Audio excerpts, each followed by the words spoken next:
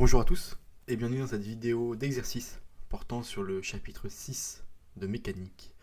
Cet exercice va porter sur l'oscillation d'une bille dans une cuvette. Alors c'est un exercice qu'on a déjà traité dans le cas de l'énergétique du point matériel de souvenir, mais aussi celui-là sur la seconde loi de Newton. Mais on va se rendre compte qu'on est aussi capable, et d'une façon un peu plus simple, de déterminer l'équation en fait de cette oscillation en utilisant le théorème du moment cinétique.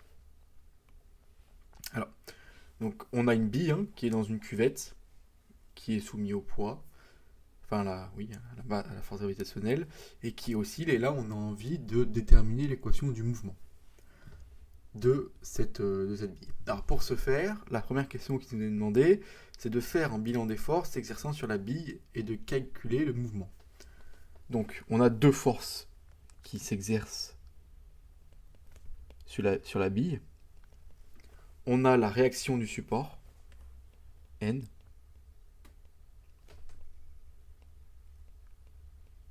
qui est donc N est égal à moins N UR. C'est ce qui empêche en fait la bille de rentrer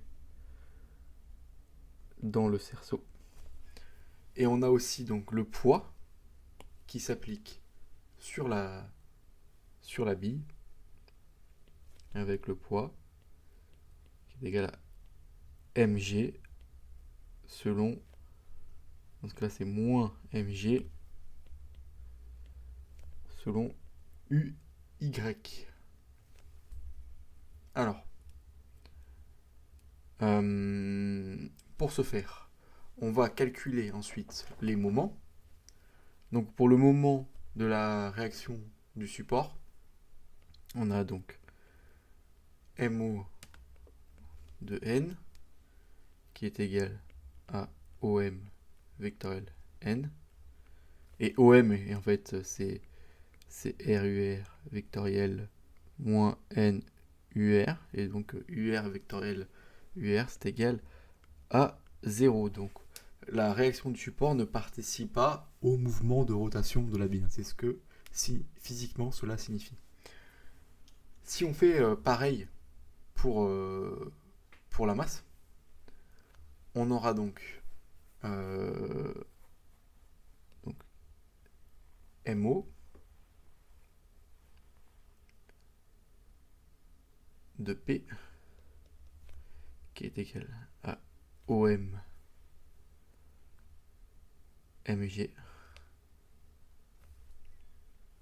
donc là on considère qu'on a l'axe UZ comme ça, et on veut savoir si notre bille tourne selon UZ.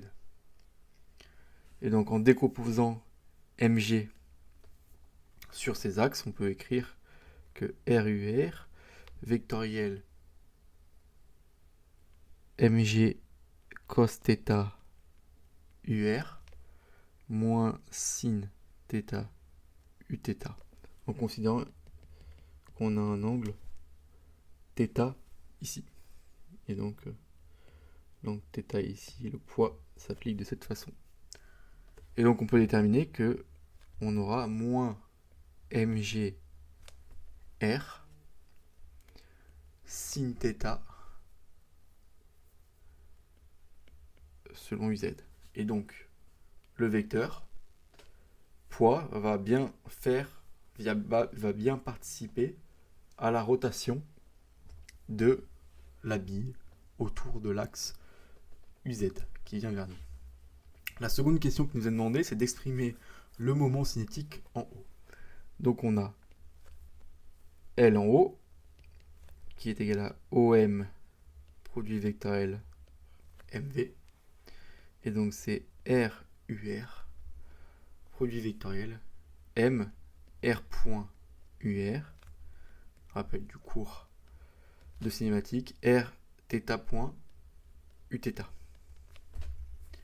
Et ça donc de la même façon, c'est égal à M. Attendez, je vais le réécrire proprement pour que vous compreniez d'où ça peut venir.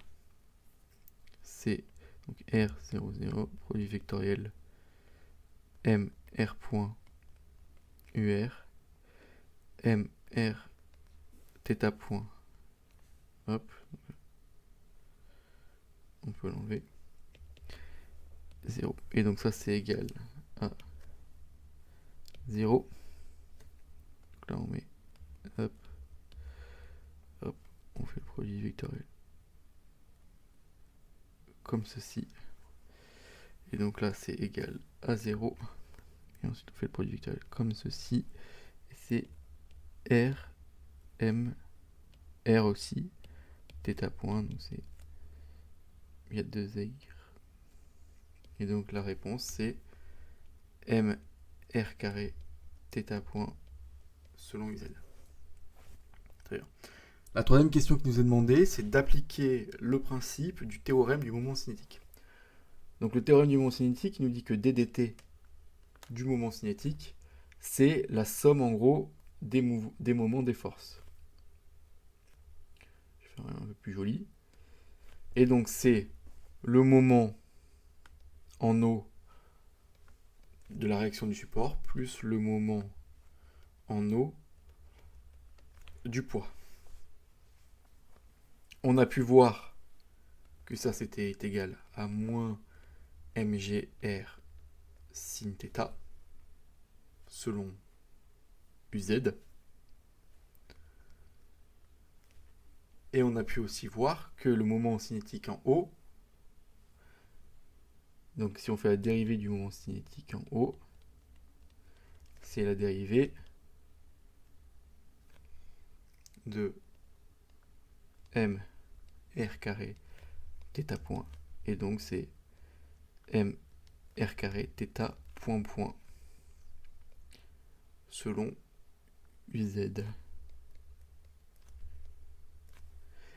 Et donc on peut mettre côte à côte les deux composants, donc c'est mr carré point point est égal à moins mgr sin θ, on supprime les rm, hop, et on a r θ point plus g sin θ est égal à 0.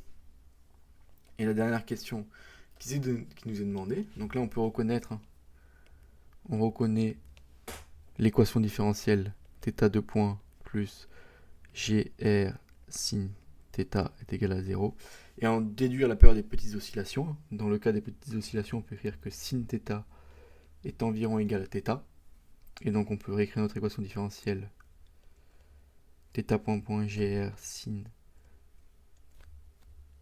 θ est égal à 0, on peut la réécrire θ point point plus gr θ est égal à 0.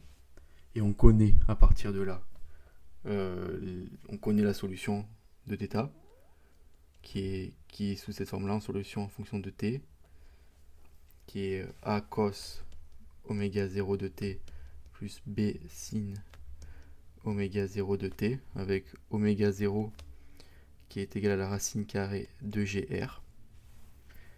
Et donc la période qui est 2pi oméga 0 carré, oméga 0, et donc 2pi racine carrée de r sur g. Donc là en fait on a pu voir qu'on a déterminé de façon assez simple l'équation du mouvement à partir du théorème du moment cinétique.